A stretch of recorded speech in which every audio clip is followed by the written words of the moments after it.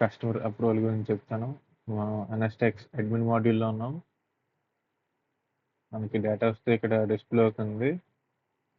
ఈ data register page నుంచి display అవుతుంది. అక్కడి నుంచి ఎంటర్ చేసిన డేటా ఇక్కడ రిఫ్లెక్ట్ అవుతుంది. మీకు అది చూపిస్తాను. ఓకే. NSTex వెబ్‌సైట్‌లో ఓపెన్ చేయగానే మనకి రిజిస్టర్ బటన్ మీద క్లిక్ చేస్తే ఈ పేజ్‌కి రిఫ్లెక్ట్ అవుతుంది. ఇక్కడ నేను డేటాని ఎంటర్ చేస్తాను.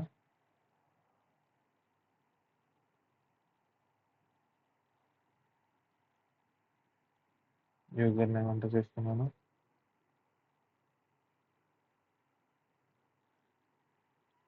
Mail ID.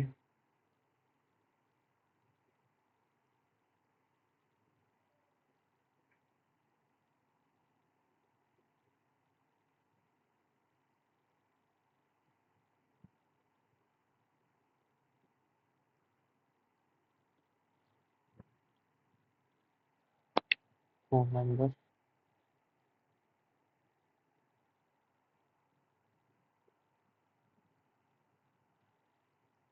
ఓకే. ఇక్కడ రిజిస్టర్ యాజ్ ఉన్న దగ్గర కస్టమర్ సెలెక్ట్ చేసుకుంటున్నాను. ఇక్కడ పాస్వర్డ్.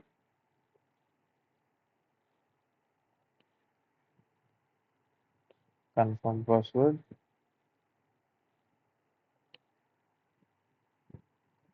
ఇక్కడ అన్హైడ్ బటన్ క్లిక్ చేసి చూడొచ్చు పాస్వర్డ్ ఏమి ఎంటర్ చేసామో. ఇక్కడ రిజిస్టర్ మీద క్లిక్ చేస్తే మనకి పాపప్ వస్తుంది. Registration successful, you can now login అని. ఇక్కడ నా మెయిల్ ఐడి ఎంటర్ చేస్తాను.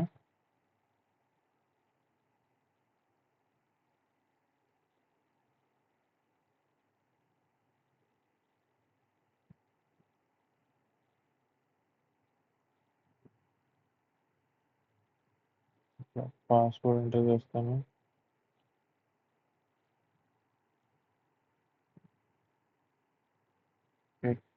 లాగిన్ మీద క్లిక్ చేస్తాను.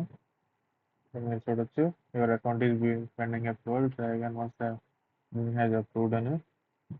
మనం అడ్మిన్ సైడ్ నుంచి అప్రూవల్ ఇవ్వాలన్నమాట.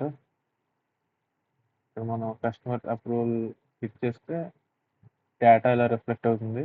వ్యూ మీద క్లిక్ చేస్తే మీకు డేటా వస్తుంది. ఇక్కడ name, contact number, email ID,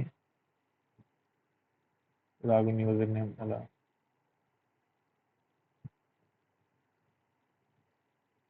ఇప్పుడు మనం డిలీట్ క్లిక్ చేసి ఇక్కడ డిలీట్ మీద క్లిక్ చేస్తే రికార్డ్ డిలీట్ అయిపోతుంది. ఇక్కడ నుంచి డిసపియర్ అయిపోతుంది.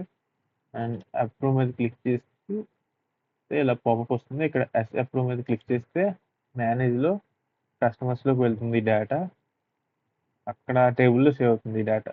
ఇక్కడ నుంచి డిసపియర్ అయ్యి.